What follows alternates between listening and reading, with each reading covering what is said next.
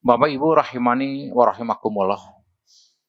Banyak di antara manusia yang cita-citanya sampai di Ramadan malam harinya atau tahun ini.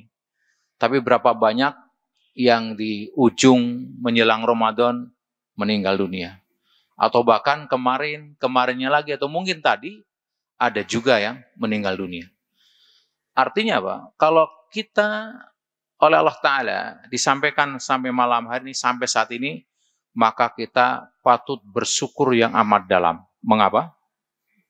Dalam sebuah riwayat yang diriwayatkan oleh Abu Hurairah, ada 2 orang dari Qudamah masuk Islam di hadapan Rasul SAW. Setelah kedua orang ini masuk Islam, tidak lama kemudian orang yang pertama gugur syahid karena jihad di jalan Allah. Kemudian temannya setahun kemudian baru meninggal. Tolhah bin Ubaidillah suatu malam bermimpi. Apa yang dilihat oleh Tolhah bin Ubaidillah dalam mimpinya? Tolhah diberi kesempatan Allah bermimpi melihat surga. Dan yang dia kemudian menjadi risau, luar biasa, penasaran. Ternyata dalam mimpi itu orang yang meninggal, yang 2 orang masuk Islam itu yang meninggal kedua, yang setelah setahun kemudian baru meninggal, masuk surga terlebih dahulu dibanding orang yang syahid ketika meninggalnya. Nah, begitu penasarannya, begitu bangun dia langsung menuju ke Rasulullah SAW, menyampaikan apa yang dilihatnya. Kemudian Rasul setelah ditanya oleh Tolhah bin Ubaidillah menjawab, bukankah orang yang kedua meninggal setelah melewati 1 Ramadan? Iya, kata para sahabat. Bukankah orang yang kedua telah mengerjakan 6.000 rakaat sholat sunnah atau sekian-sekian? Kalian tahu kondisi mereka berdua, yang satu ngelewatin Ramadan, yang satu tidak, kondisinya untuk masuk surga itu jaraknya lebih jauh dari jarak antara langit dan bumi. Coba bayangkan, 1 Ramadan dia lewati, perbedaannya begitu luar biasa. Maka kalau hari ini kita biasa-biasa saja, artinya kita belum menghargai nikmat yang luar biasa. Artinya apa? Nikmat Ramadan merupakan nikmat dan kesempatan yang tidak tergantikan. Karena itu, Rasul SAW ketika datang Ramadan, beliau menyampaikan kabar gembira dengan kalimat yang sangat indah dan sangat menyejukkan hati. Apa kata beliau? Atakum Ramadan syahrul mubarak. Telah datang kepada kalian semua bulan Ramadan, bulan yang penuh berkah. Faradallahu azza wa jalla alaikum siyamau. Kalian semua diperintahkan puasa di dalamnya. Tuftahu fihi abwabus sama wa tuhlaku fihi abwabul jahim wa tughalu fihi marutus sayatin. Lillahi fihi lailatun khairum min alfi syahr. Man hurima khairaha faqad hurima. Hadis ini mengatakan setelah Rasul menyampaikan telah datang kepada kalian bulan Ramadan, bulan yang penuh berkah, diwajibkan atas kalian berpuasa di dalamnya. Di bulan itu dibuka pintu-pintu langit, pintu-pintu surga. Ditutup pintu neraka, dibelenggu setan-setan, dan dalam bulan Ramadan itu ada 1 malam yang lebih baik dari 1000 bulan. Siapa yang terhalang, tidak mendapatkannya, sungguh dia terhalang dari segala kebaikan. Karena itu wajar jika di antara para ulama mengilustrasikan Ramadan seperti tanah yang subur. Ditanamin apa saja, panennya bagus. Mau di awal, di tengah, di akhir. Apa kesuburan Ramadan? Tadi sudah disampaikan. Kesuburannya merupakan bulan yang penuh berkah. Bebas dari hama, setan-setan dibelenggu, menggambarkan di sini. Di ayat yang lain, misalkan surat yang sering kita baca, ya ayyuhalladzina amanu kutiba alaikumusiyam kama kutiba alal ladzina min qablikum la'allakum tattaqun. Hai orang-orang beriman, diwajibkan atas kamu berpuasa seperti diwajibannya kepada orang sebelum kamu, la'allakum tattaqun, agar kamu menjadi orang bertakwa. Kelihatannya sepele, cuma menjadi orang bertakwa karena puasa. Tetapi ketahuilah bahwa dengan balasan bertakwa, hampir yang kita inginkan ada semua. Saya menulis buku, judulnya Rahasia Sukses Tanpa Batas. Di sana mengupas kunci sukses adalah takwa. Balasan orang bertakwa di Quran lebih 28 lebih. Tapi kalau saya sebut 8 saja, rasanya kita sudah lebih dari cukup. Misalkan balas orang bertakwa pertama, amal ibadahnya diterima. Yang kedua, orang bertakwa dikasih ilmu yang luar biasa. Yang ketiga, orang bertakwa dikasih jalan keluar setiap problem. Yang keempat, orang bertakwa dikasih rezeki yang tidak disangka-sangka. Kelima, orang bertakwa dimudahkan segala urusannya. Keenam, orang bertakwa diampuni dosa, dilipat gandakan pahalanya. Ketujuh, orang bertakwa diberkahkan hidupnya. Kedelapan, orang bertakwa mati masuk surga. Apa yang kurang dari itu? Artinya betul-betul Ramadan ini tanah yang subur. Pertanyaannya, apalah artinya tanah yang subur kalau petaninya malas? Kita sama-sama sering membaca, mendengar ada orang yang gelarnya sarjana sukses, pernah. Tapi kita juga pernah membaca, orang hanya tamat SD, sukses ada. Orang dengan badan sehat, lengkap seperti kita, sukses ada. Orang, mohon maaf, diuji, nggak punya kaki, sukses ada. Tapi satu yang tidak ada. Orang malas, sukses, nggak ada. Garis bawahi, tidak ada orang malas, sukses. Artinya apa? Tidak ada manfaat, tanahnya subur, bibitnya unggul, tidak ada hama, tapi petaninya malas. Kalau itu benar pertanian, dampak buruknya cuma satu. Paling tumbuh rumput itu tanah. Tapi Ramadan tidak ada ancaman luar biasa kepada petani yang malas dalam tanda petik. Yang tidak menggarap Ramadan dengan baik. Ancamannya nggak main-main. Rasul mengingatkan, man adraka syahru Ramadan, falam yughfar lahu ba'adahu lahu finar. Siapa yang ketemu bulan Ramadan, lalu keluar dari Ramadan, dosanya tidak diampuni, maka dia akan ditenggelamkan ke dasar neraka.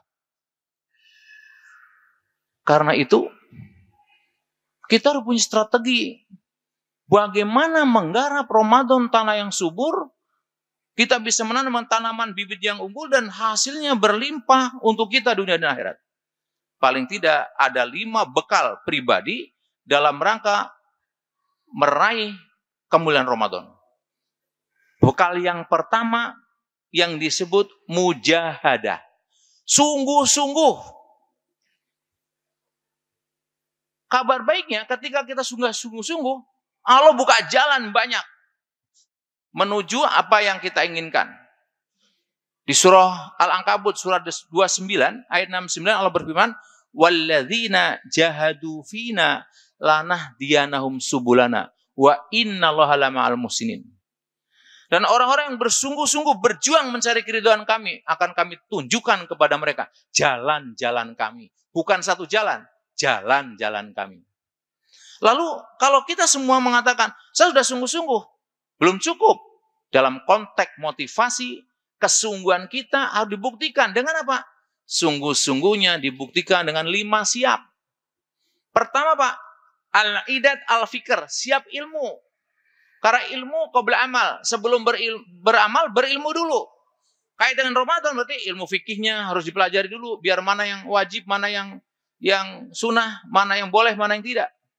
Yang kedua, pelajari fadilah-fadilah Ramadan. Banyak sekali fadilah Ramadan, fadilah puasa dipelajari. Di antaranya dalam fadilah-fadilah itu bahwa puasa memberi syafaat misalkan. Doanya orang berpuasa misalkan makbul dan sebagainya. Setelah kita siap ilmu, al-idad al-fikr, yang kedua, siap hati. Kenapa? Puasa tidak sekedar nahan lapar dan haus. Laisa siyamu minal akli wasyarbi. Puasa bukan sekedar menahan lapar dan haus. Sesungguhnya puasa itu adalah mencegah dari perbuatan sia-sia, warrofas, dan perbuatan berkata yang tidak baik. Jadi ada hal yang hati harus mengikuti dengan baik, karena ketika Ramadan, laparkan fisikmu, kenyangkan rohanimu. Laparkan fisikmu, kenyangkan rohanimu. Maka banyak sekali hadis senada tadi, bahwa selama Ramadan kita tidak boleh mengumpat. Selama Ramadan kita harus memaafkan. Selama Ramadan kalau ada orang ngajak berantem, kita sudah mengatakan saya sedang berpuasa. Artinya dipahami dari awal. Di samping kita siap ilmu, siap hati. Al-idat, aruh, siap hati. Yang ketiga, al-idat al-jasad, siap fisik. Rasul mengingatkan betul kepada kita, al-mu'minul qawiyyu khairun wa ahbu ilallah minal mu'min dhaif. Wa fi kulli khair. Mukmin yang kuat lebih baik dan lebih dicintai oleh Allah daripada mukmin yang lemah, walaupun keduanya ada kebaikan. Maka ihris ala ma yanfa'uk, bersungguh-sungguh terhadap yang bermanfaat bagi kamu. Wasta'in billah, minta tolong sama Allah dalam mengerjakannya. Wala tajad, jangan cemen, jangan lemah. Kita seringkali masuk Ramadan tanpa persiapan. Persiapan ilmu enggak, persiapan hati tidak, fisik tidak. Bagaimana akan mencapai menjadi petani yang produktif dalam tanda petik? Buktinya mana? Ulama terdahulu zaman Rasul sampai para sahabat, ulama berikutnya di Ramadan itu justru prestasinya gemilang. Bukan lemah. Buktikan. Perang Badar tahun kedua Hijriah terjadi di bulan Ramadan. Kita menang. Penaklukan kota Mekah setelah Rasul di Madinah kembali menaklukkan Mekah tahun 8 Hijriah bulan Ramadan. Teruskan lagi. Misalkan lagi perang Salib 584 bulan Ramadan. Penaklukan Tartar bulan Ramadan. Indonesia merdeka bulan Ramadan. Nah kita bulan Ramadan jam 9 udah penuh masjid untuk tidur. Berarti fisiknya kuat. Yang keempat, al-idat al-mal, siap harta. Harta untuk apa? Pembiayaan kita selama puasa. Kita perlu suplemen yang cukup karena malam tuh begadang, tarawih, nanti sholat malam, tilawah. Besok kita harus kerja. Cukup suplemen untuk bekal itu. Yang kedua, mumpung Ramadan banyak sedekah. Jadi kalau mau nyari uang seharusnya kemarin sebelum Ramadan kenceng-kencengin. Jangan dibalik. Begitu masuk Ramadan lembur. Kapan tarawihnya? Kapan tilawahnya? Terbalik-balik. Tidak. Harus siap harta seharusnya sebelum Ramadan lebih siap kita. Dan yang keempat adalah kelima, siap amal. Siap action apa yang akan dilakukan. Ini yang pertama adalah mujahadah. Mujahadah itu sungguh-sungguh dengan 5 siap. Siap ilmu, siap hati, siap fisik, siap mal, siap amal. Tidak cukup hanya sungguh-sungguh. Yang kedua, muahadah. Berjanji sama Allah. Kita sering dalam sholat, inna sholati wa nusuki wa mahyaya wa mamati lillahi rabbil alamin. Kaitannya dengan Ramadan, janjinya gimana? Bentuk janji kita kepada Allah di bulan Ramadan, berani membuat target. Berani membuat target. Sama seperti kantor. Kantor kita naikin omset 20%. Bos akan nanya, apa yang kamu lakukan? 1, 2, 3. Misalkan ya, nambah karyawan, nambah outlet, dan sebagainya. Misalkan begitu.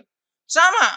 Ini Ramadan tanah yang subur. Saya muahadah dengan Allah Subhanahu wa Ta'ala. Saya berjanji ingin menjadikan Ramadan ini Ramadan terbaik, lebih baik dari sebelumnya. Buktinya apa? Berani membuat target. Misal, selama Ramadan saya sholat 5 waktu berjamaah.